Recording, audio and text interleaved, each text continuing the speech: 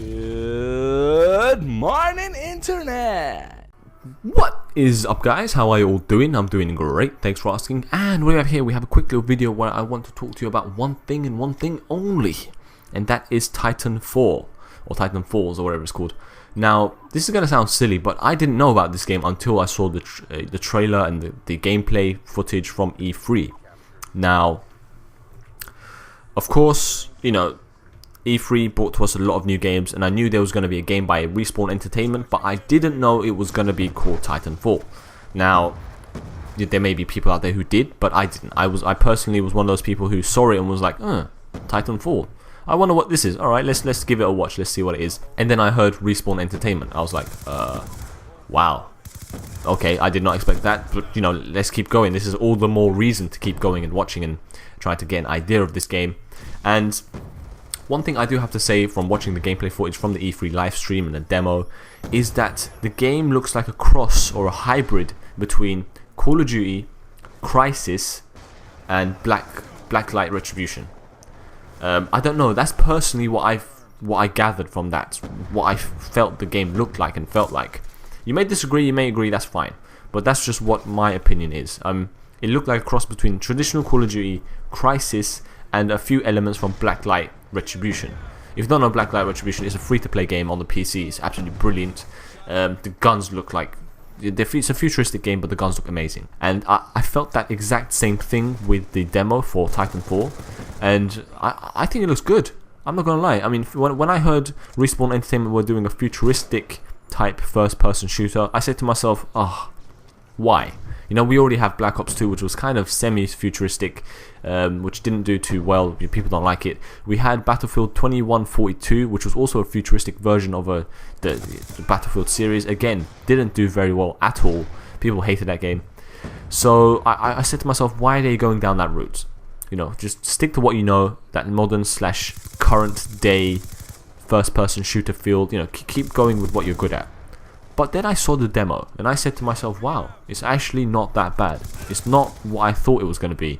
They don't push that futuristic element too much. Of course, the game also reminded me of Halo. So it's kind of like Call of Duty, Halo, Crisis, and Blacklight Retribution.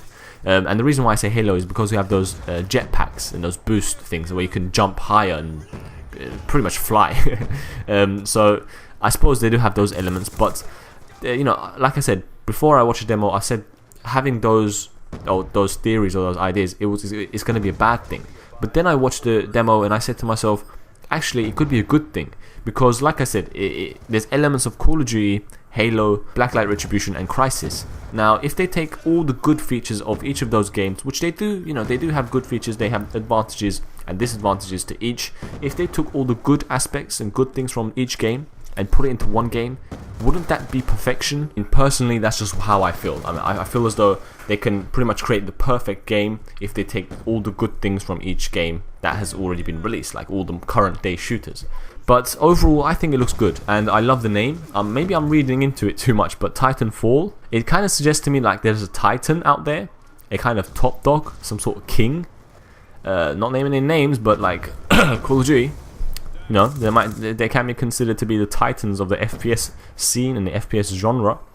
And Falls, I don't know, maybe like Titanfalls, like hello, we're here to bring down a Titan. You know, the bigger they are, the harder they fall, kind of message. I don't know. I'm just saying. But another point, a serious point, is I love the balls that Respawn Entertainment have. I mean, this is something that many people lack in the real world. And if you're a young person, you may not know this because you may not have that much life experience. But there are a lot of people out there in the world who don't have a backbone.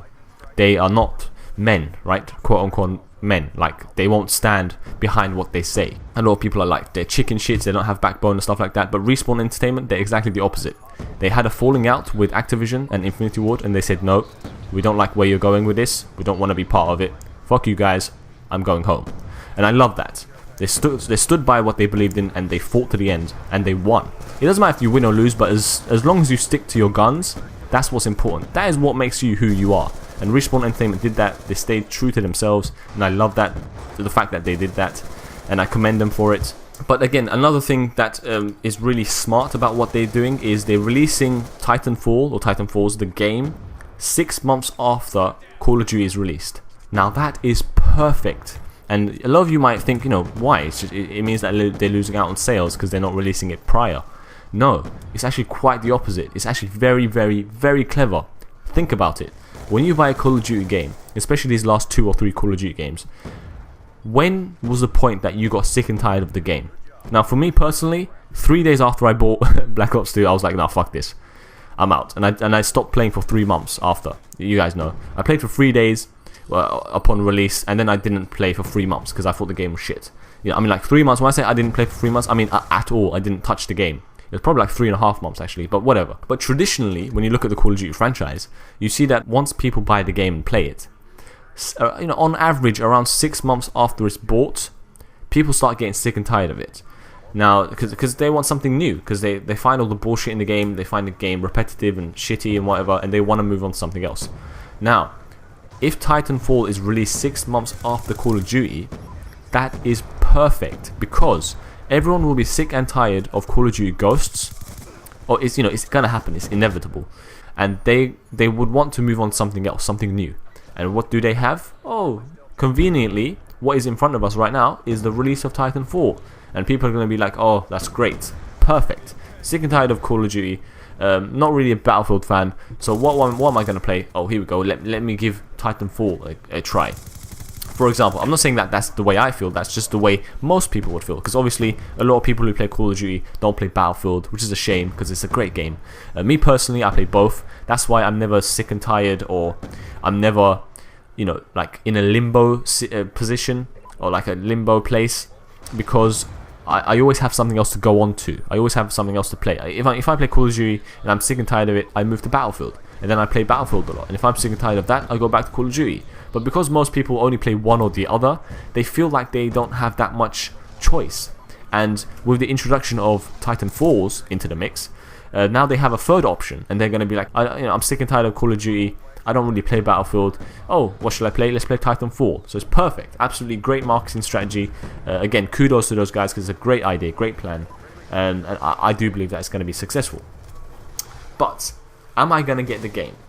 At this point in time, I don't know. I just don't know because I haven't seen enough features in the game, enough gameplay footage, enough knowledge or idea of what the game is going to be like to be able to make a decision.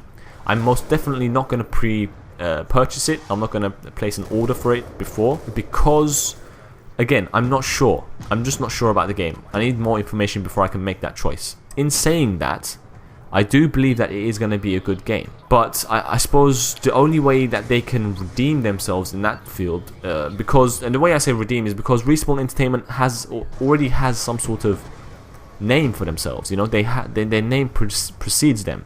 Because they have a reputation. Their reputation precedes them. So when you hear Respawn Entertainment, you think of Call of Duty, you think of COD 4, and we're like, wow, okay, these guys are good. But Titanfalls, on the other hand, or Titanfall, you don't know anything about because it's a new game, it's a new franchise, it's a new series. You don't know anything about it, so you can't trust it as much. Even though I do trust Respawn Entertainment, I don't trust the game itself. Because I haven't played it before. I haven't played a different variant or a version of it, like a previous version, because it's brand new. So in that sense, people would be a bit skeptical, you know, a bit like, I don't know if I should go this route, you know, go down this route because I'm just not sure of the game. So my theory is, why not give us an open alpha or open beta, or, you know, even a closed alpha or a closed beta for people to try and play the game and see what it's like. I mean, in an ideal world, an open beta would be better. Why is that? I mean, when I say open beta, I don't mean open to everyone. It might just be a couple of thousand people, a couple of hundred people, that's fine. But open in the sense that people would be allowed to post gameplay footage of it. So it would be a select group of a few hundred people, but they would have the right to post that gameplay on their channel. So that way, people can gain more of an insight into the game, get more knowledge of the game, and possibly it could raise people's confidence and boost their confidence levels in the game, and maybe lead to, I don't know, people buying the game or purchasing it or pre-purchasing it even more. That's just a theory I have. But you know, who knows what they'll do. We just need to wait and see what happens in the next few months. But anyways, guys, that's pretty much it Let me know what you think about any point I raised in this video, what you agree with, disagree with, what you think about Titanfalls. Do you think the beta idea is good? What do you think about Call of Duty and Battlefield? How is the market going to progress? What is the competition going to be like with the introduction of the next gen consoles? And what do you think E3 will bring in the next couple of days? But that's pretty much it, guys. Thank you all for tuning in. This is Sniper474, and I'm out. I'll see you on a